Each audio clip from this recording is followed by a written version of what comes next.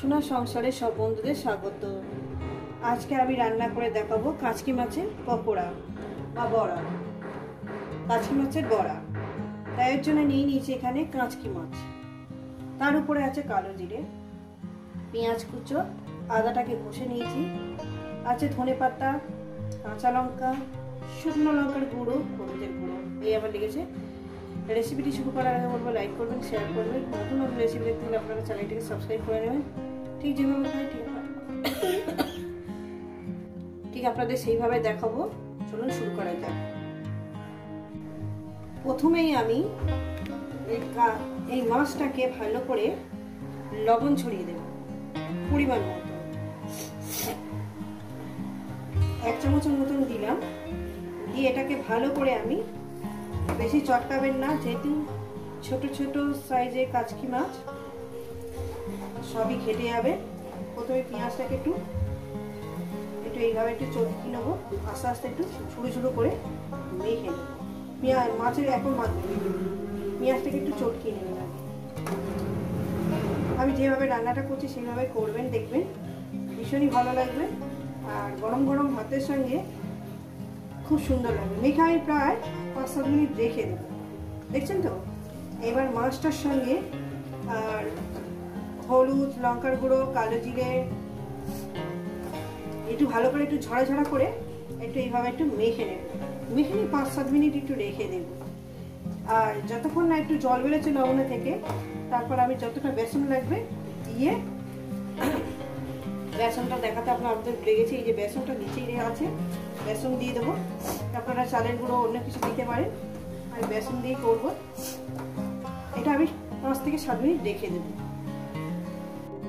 পরিমাণ মতো বেসনটা নিয়ে নিয়েছি, এবার আস্তে আস্তে করে মেখে নেব। যদি লাগে তো দেবো, নাহলে এটা আছে 4 থেকে 5 চামচ আমি বেসন নিয়েছি। এবার এই বেসনটা দিয়ে আস্তে আস্তে করে একটু এইভাবে একটু মেখে নেব। এই যে আমি যেভাবে মেখে নিচ্ছি ঠিক আপনারা সেইভাবে মেখে নেবেন কিন্তু, আর জল লাগবে না।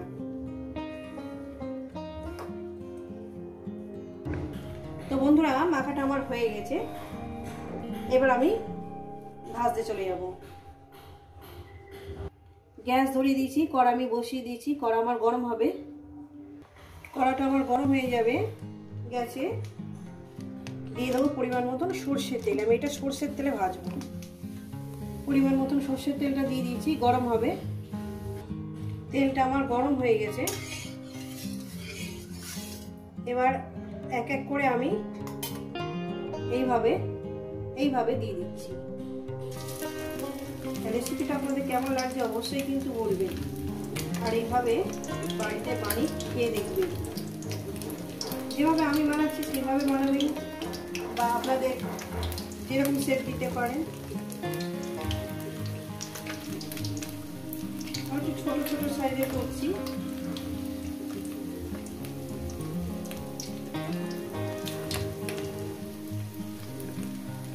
যতগুলো ধরেছে ততগুলোই দিয়েছি বন্ধুরা।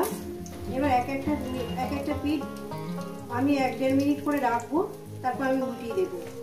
সবই দিয়েছি, 1.5 মিনিট করে হোক। 1 পিঠ করে হয়ে গেছে, আমি অপর সাইডটা উল্টিয়ে দেবো।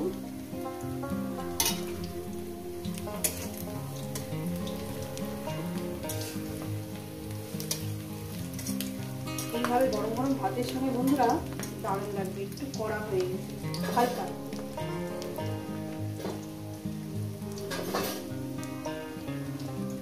খুব ভালো লাগবে গরম গরম ঘি ভাতের সঙ্গে। তো বন্ধুরা, এগুলো হয়ে গেছে, এগুলো আমি এক এক করে উঠিয়ে নেব।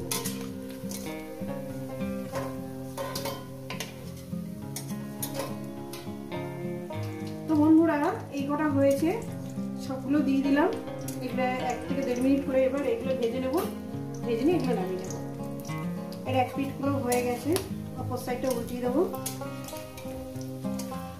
খুব সুন্দর খেতে বন্ধুরা, দারুণ খেতে লাগে। আবার এটা আবার 1 থেকে 1.5 মিনিট রাখবো, তারপর আবার তুলে নেব। হয়ে গেছে। তো বন্ধুরা, এগুলো হয়ে গেছে, এগুলো আমি তুলে নেব।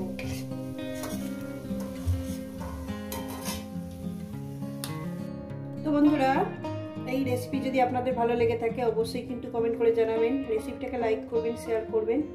নতুন নতুন রেসিপি দেখতে গেলে চ্যানেলটাকে সাবস্ক্রাইব করে নেবেন। আবার নতুন কোনো রেসিপির সঙ্গে দেখা হচ্ছে বন্ধুরা। সবাইকে বলবো সুস্থ থাকবেন, ভালো থাকবেন, আর আমার নিত্য নতুন ভিডিও দেখবেন। কিন্তু এইভাবে বানিয়ে গরম গরম ভাতের সঙ্গে খেয়ে দেখবেন, বলবেন দারুণ লাগবে। এই ভাত খাওয়া হয়ে যাবে, এত সুন্দর টেস্ট, এত সুন্দর খেতে বন্ধুরা, সত্যিকারের কথা। কিন্তু এইভাবে বানিয়ে খাচ্ছেন জানাবেন কিন্তু।